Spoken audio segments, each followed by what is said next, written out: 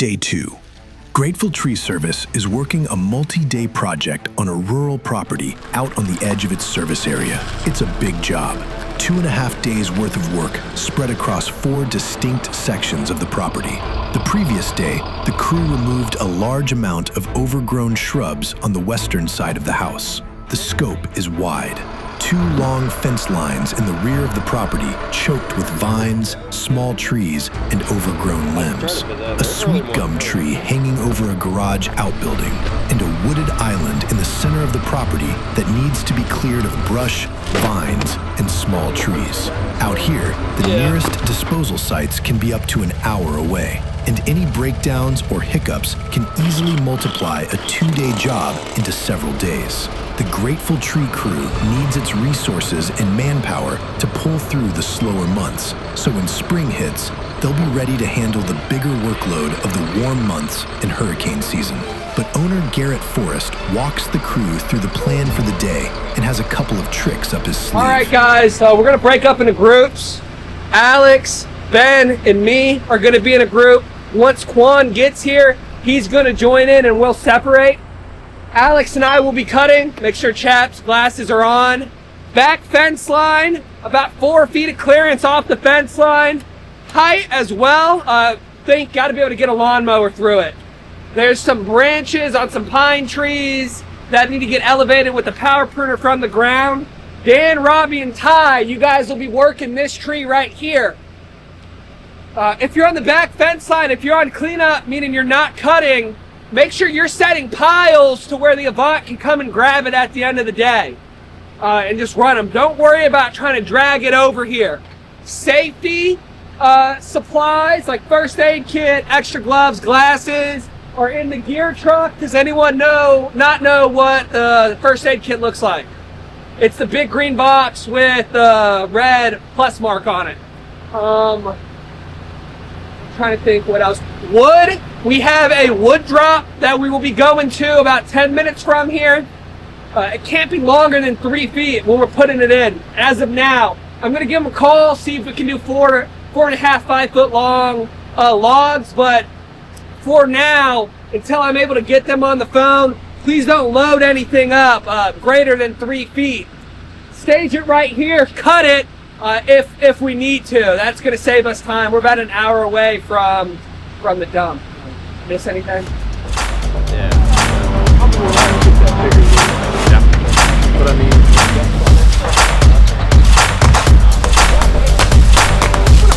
grab me. yeah, we're just getting like an overview of what we're doing today, kind of walking through it, getting a idea of how we want to proceed with the work today. It's mainly just cutting, putting in a pile. Yeah, that'll be the whole day. The homeowner wanted to be able to drive his lawnmower through it, and that seems to be like the whole idea. Just clear it open so we can drive through. Okay. And that's just enough to fit like 4 foot clearance of a lawnmower. That's about it. Just taking out a fence line of a whole bunch of like vines and stuff. It's not gonna be the most fun tree work. That's gonna be happening over here. No,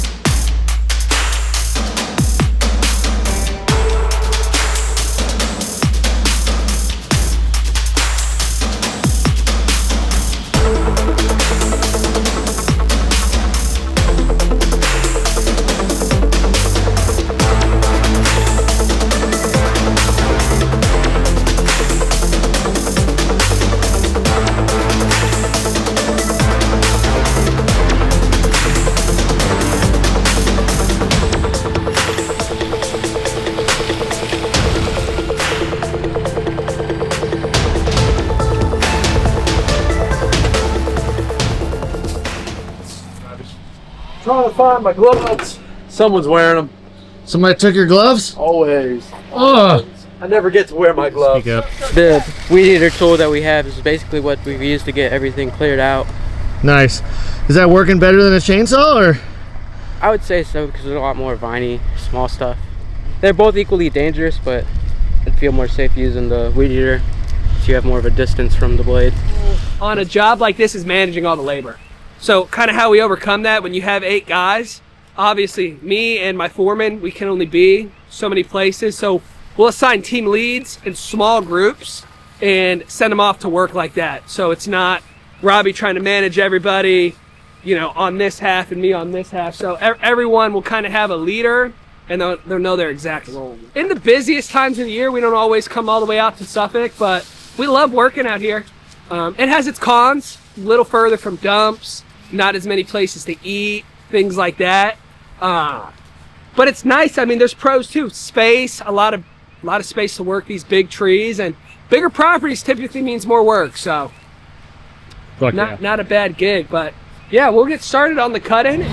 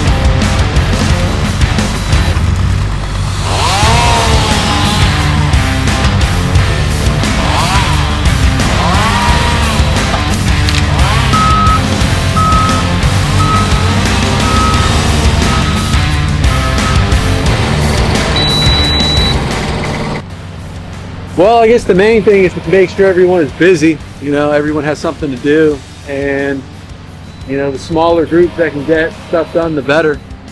So we've got me and Ty and Dan taking this tree down. I just run the ropes, he makes the cut, he takes the clips off and gets the rope back to him.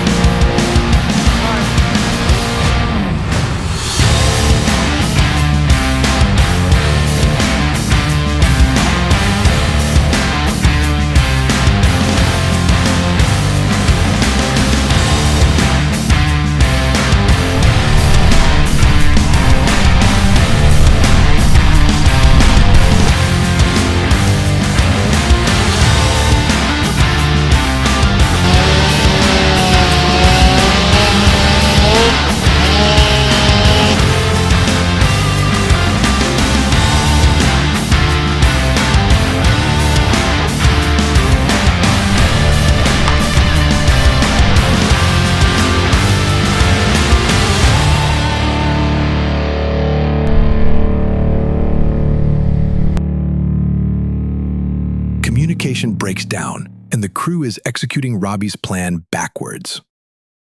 Yeah, so we got the Avant. So like we're just stacking piles, so we're not wasting time dragging limbs. So we use that to pick all the piles up, and then, I mean, honestly, they're not doing what I told them to do. He was supposed to start on the far left side and finish everything going this way.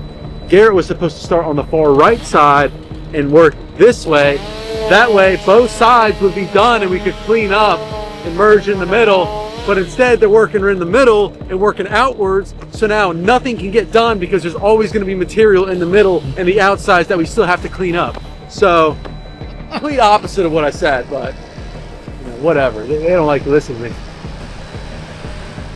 Safety-wise, it's all the same.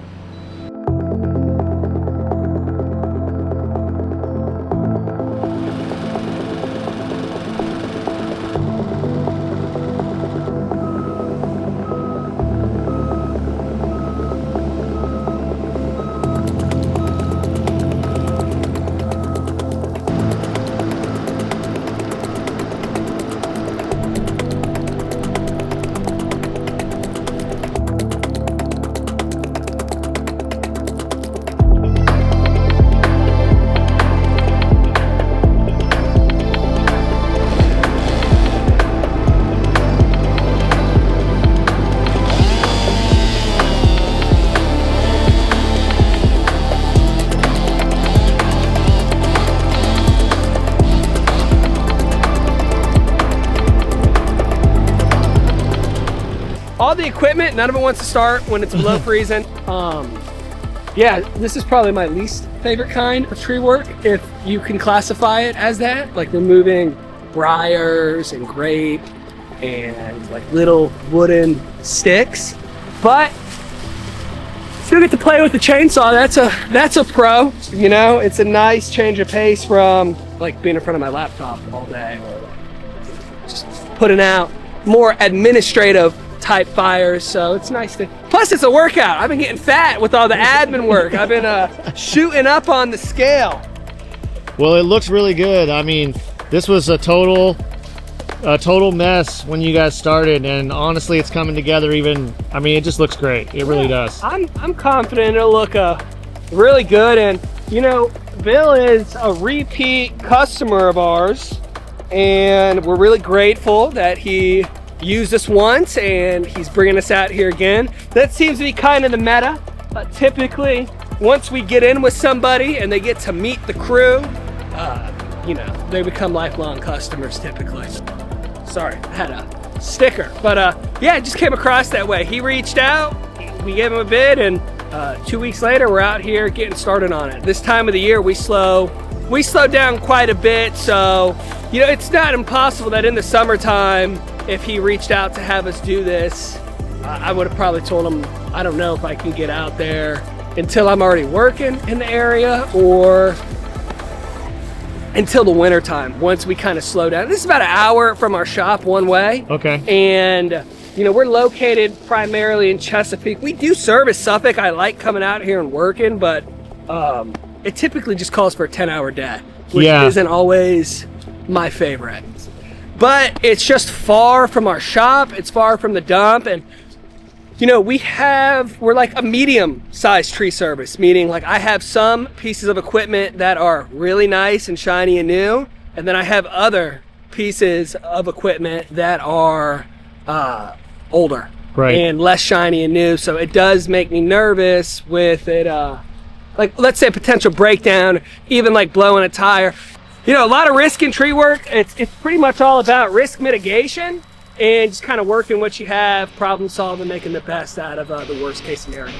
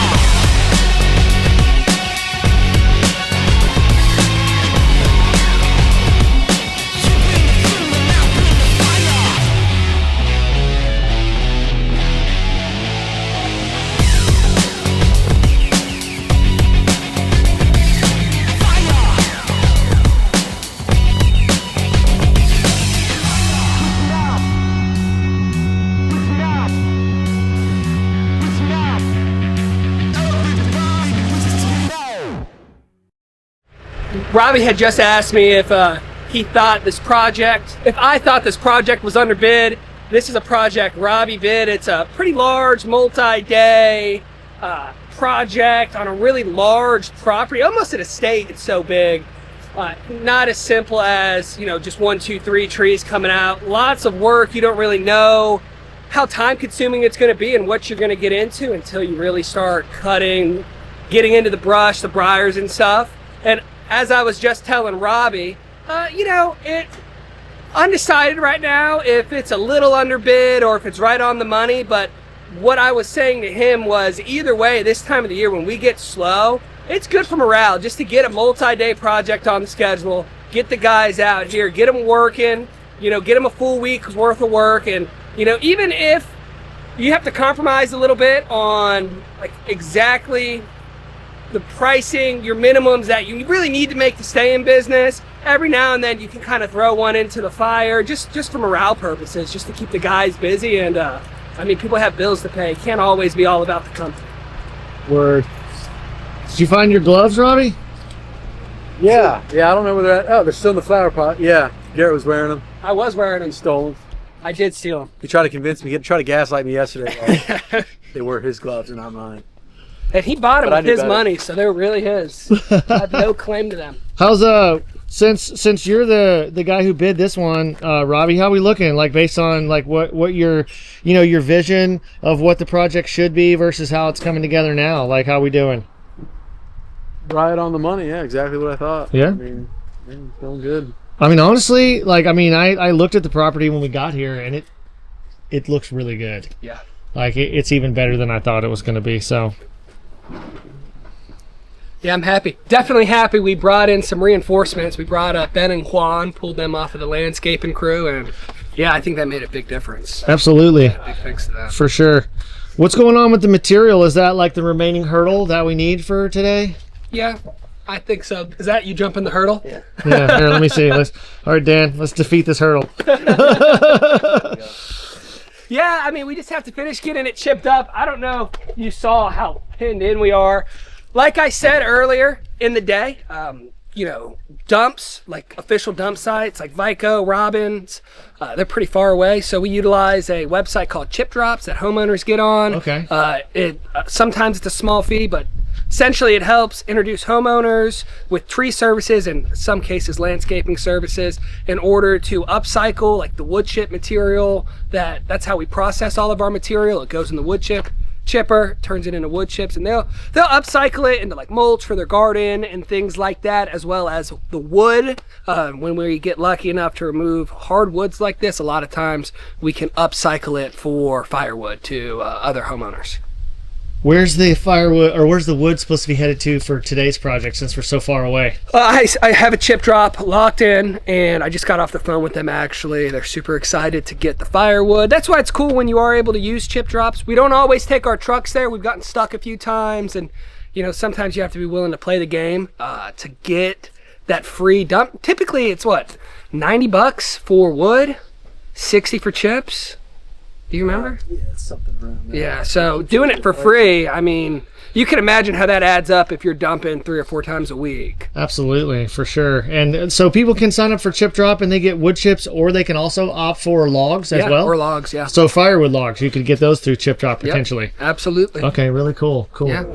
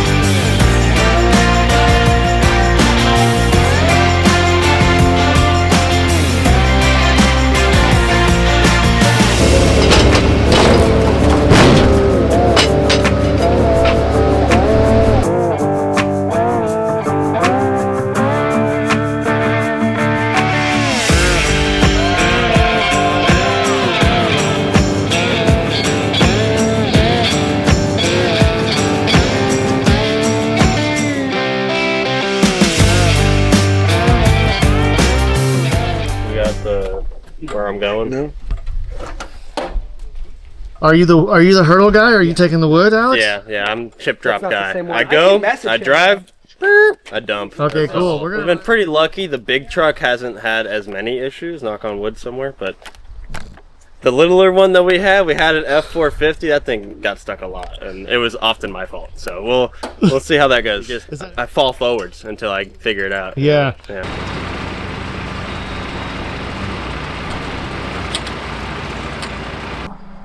But we're about done. We got all of that yard, that fence line, and 2 big trees. And now we're basically in the whole cleanup mode. So everything up in this whole property is done, Right. cut, cleaned, good to go. Nice. Except for a little bit of blowing. And then all that tomorrow. And we're in good shape.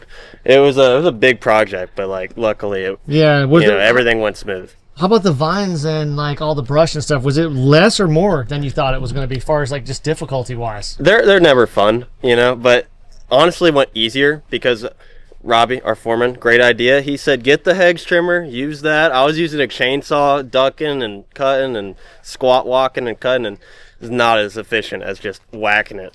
And that seemed to be like the method. Nice. The hedge trimmer's coming through for the God, W. yeah.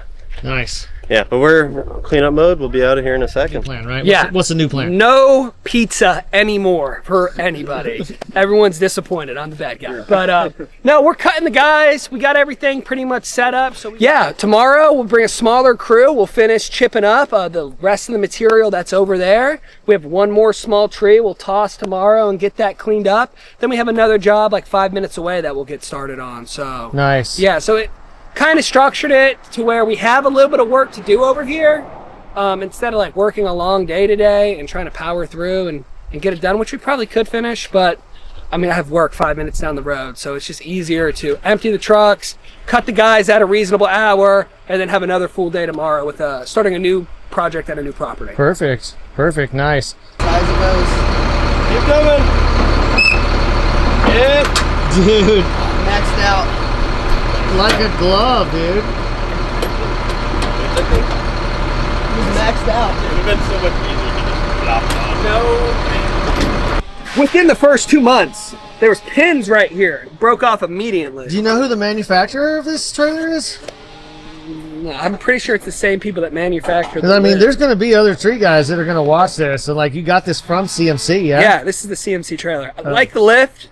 I do not like the trailer. I wish it's like a $10,000 trailer, and the one I was looking at before was the same thing, probably heavier duty, and it was $7,500. But I was like, oh, this is like for the throw it in. That's great.